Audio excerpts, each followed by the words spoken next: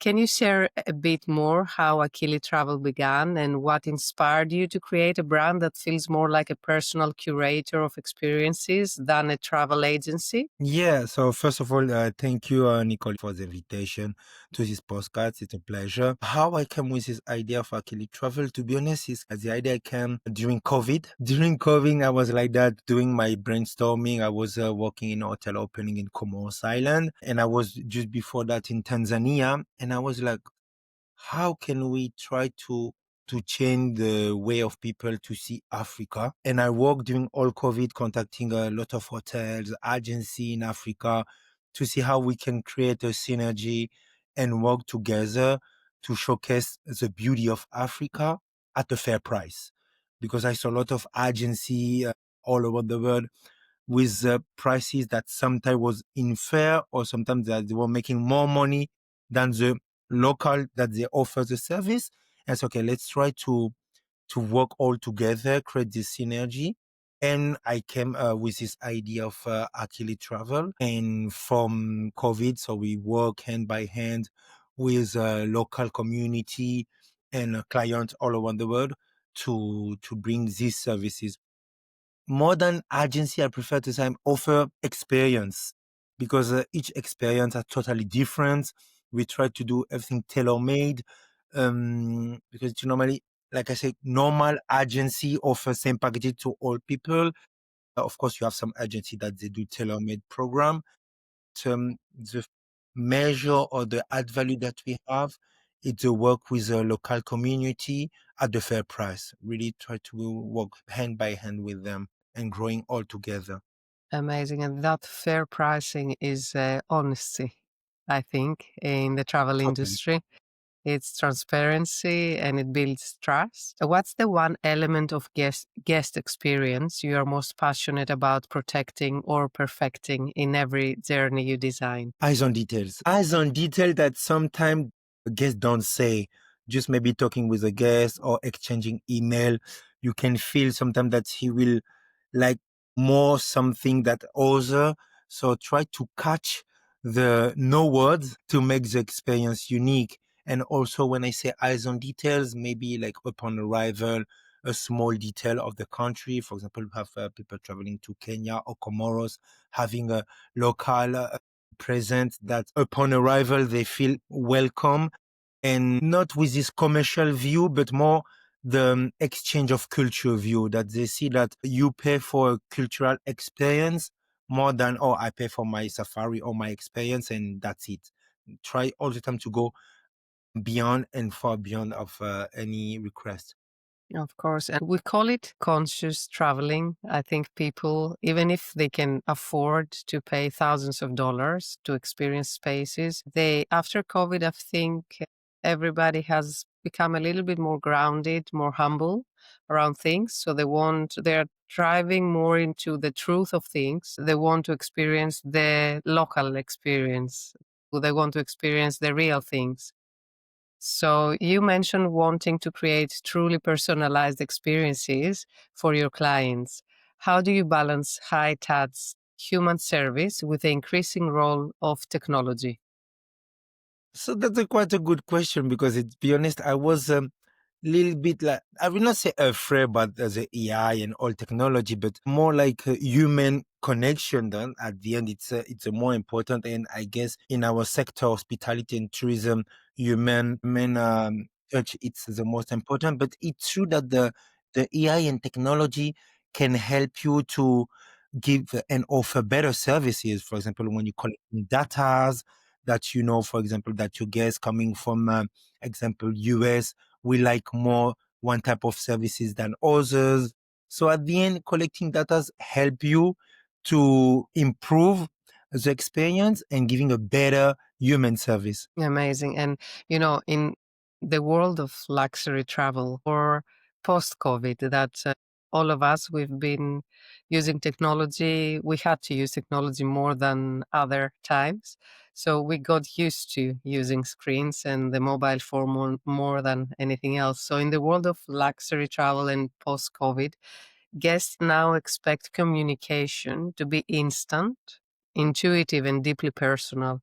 How do you see AI and automation reshaping how boutique travel brands like yours connect with guests? So it's true, using AI on the first communication step with a guest, it's quite interesting because you can give a quick answer to the guest. But I saw with the experience sometimes guests will go on deeper question or we need more information. And I guess it's at this point when the AI have to stop and the human being take it like um taking the lead of the conversation. So it's true on the first step, like where you want to go, how many days, all the simple question that you can answer quickly and the guests want a quick answer. For example, we use a lot of WhatsApp, for example, in our case. So we use AI to have this quick answer. But when we saw that the guests go deeper and need like more detail, it's at this time we say, okay, go to the personal way and asking for number, calling the guest, having like video call, and I guess feel more comfortable and can see that because at the end, you can have this feeling, oh, I was talking with a machine at the beginning. And we can switch like to the human point, having all the past data information. So this feeling of I'm talking to the machine or to the AI disappear because then we take back the league as a human. So yeah, that's quite interesting. Like you said, luxury people need quick answers. They don't want to wait. The AI on this point, it's quite good for the first step of the conversation. And after taking the lead as human. Yeah. Exactly. And you just covered my next question, which was around the shift in how clients prefer to communicate. I was about to ask you if you use WhatsApp, and you do, because the conversational experience on WhatsApp or kind of AI or machines or robots or bots, or as we call them, it's like funneling the first information and then handling the whole conversation with a human touch is very important. How do you think personalization powered by data or AI can elevate the emotional side of travel? That sense of belonging and discovery Akili is known for. Okay. So yeah, AI can help a lot because I was thinking about that actually this week. And maybe in the future it will happen where with the AI and all the data that can we have from the guests, for example, what they used to eat when they're at home, what they watching in TV, what the favorite color, all this data that maybe one day it will be in a unique database where all hoteliers and tourism industry can access. I guess will level up the guest experience because imagine you are, I don't know, you're coming from Norway, you're arriving in Africa, and you can see in your room your favorite smell. It's like, it's like how they knew that. So it's for that I said at the end, it will elevate the experience to the next level. But of course, I guess to this data collection, sometimes I guess we should have like a kind of, I will not say worry, but like backup saying, okay, I know sometimes when you give too much information, some people can be, oh, why you have too much? I don't want to share all this information. So we have to find the right balance to level up this experience. For that, I say, like I said at the beginning, it's important the human fact that at the end, when you speak with a human and having a conversation, it's easier to get this data. And in long term, have it in your database. And for next travel, you can do this wow effect of how he love vanilla smell, how he love a blue color, how he prefer having I don't know fish more than meat, or all this kind of detail that I hope in the future when we have this centralized database can be a good. Of course, elevating the experience, as you just mentioned. When you think about your business, you shared earlier that you started the business during COVID. So it's almost 6 years now. When you think about your business day to day, what's consuming the most energy? Is it managing inquiries, curating bespoke trips, or staying visible online? What is it? So the biggest challenge, I guess, it's the guest client. That's the biggest challenge because at the end you have a lot of agencies all around the world or a lot of DMC that offer these experiences. So at the end, you can receive maybe 10 requests per day. And at the end, and what it frustrated me that the guests don't answer you.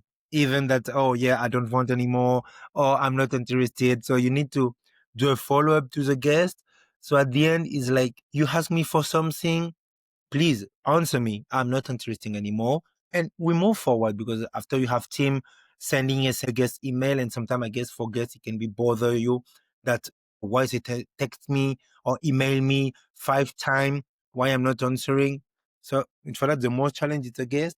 After the online part, it's true that now with all the AI, it's easier to stay visible. Yeah, yeah, it's really easier to stay visible. You can, and we will start, I'm sure, to use AI to be more on social media and do automatic posts. Of course, all the time with the human side behind. No, it's quite important to keep that. I guess from my point of view, it's important to have the human part. But yeah, the most difficult, I will say, guest guest inquiry, and after yeah, be visible online. Yeah, so it's Amazing. almost every week having posts or videos to maintain like this visibility.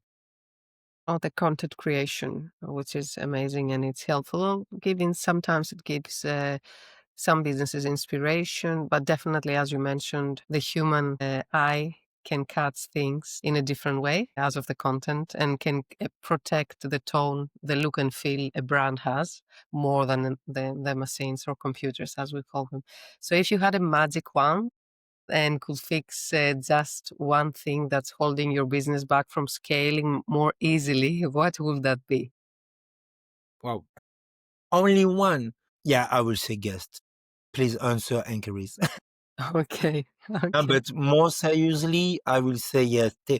Be visible on medias, and On not media, only social medias, but also magazine. PR, For me, I guess for me, it's still important because, of course, we are living in a digital world, but you have some guests that they are still reading, and it's important to keep that. and it's difficult. You haven't come across some PR agencies yet, right? That they are able to deliver the level of service your clients expect as of publication, you mean? Or they are they're unapproachable as of pricing? Sometimes it's just abusing how the services that they offer, and sometimes what the expectation we are for that. At the moment, I didn't find any PR company that they have like fair deals, but Of I course. understand that the end company have to make money. I totally understand that.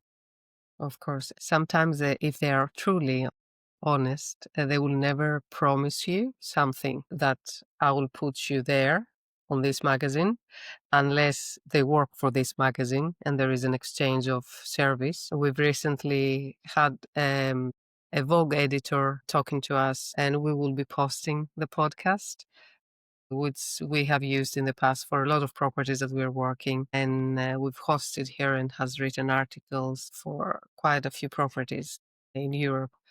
Um, and we've done PR in the past, but it's a fine line. Some businesses can be taken advantage of from some PR agencies. Not all of them, but it's interesting.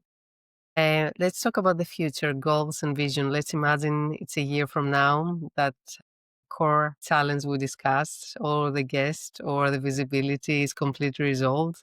What would success look like for you and Akili Travel? Will that be a number? Will that be the size of your business? What success looks like for you?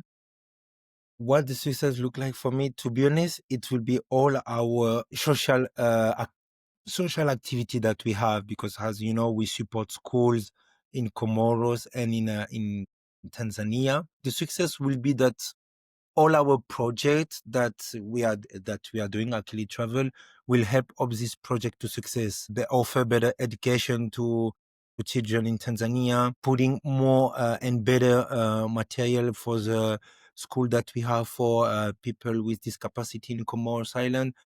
I guess if we can move forward and be better and do better for them, I guess it will be a success for us. And Of it will be a course. success also for me. It will be more that we success on a social work that we are doing. For me, it will be, yeah, just we do it. We did it. Amazing. And there is an amazing mission behind. What opportunities or growth do you think you're missing at the moment? Do you have a feeling that you're missing on something? you're missing on technology, or you're missing on staff or guidance? Is there something you think you're missing, or you think you're No, I guess if I need to thinking of from 5 years, 6 years ago and now, what I will miss maybe it will be more visibility. It's true we since few months now we increase our marketing budget to be more on social media. We open a TikTok account. So yeah, I guess it will be visibility and visibility? people also that people understand that when you book with us any activity or experience, like I like to call it, you are contributing to something better. That That's point, yeah.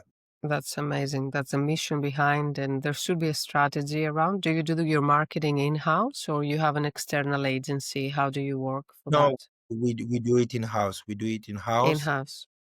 Okay. We try. We At the beginning, I was working with the agency, with a company. And like we say, we learn in a process. We learn in a process, and unfortunately, didn't understand, or maybe I didn't explain myself properly, but they didn't understand what was really the project. Out of making profit, it was more the social work that it's beyond working with the community, having a fair price, and all that.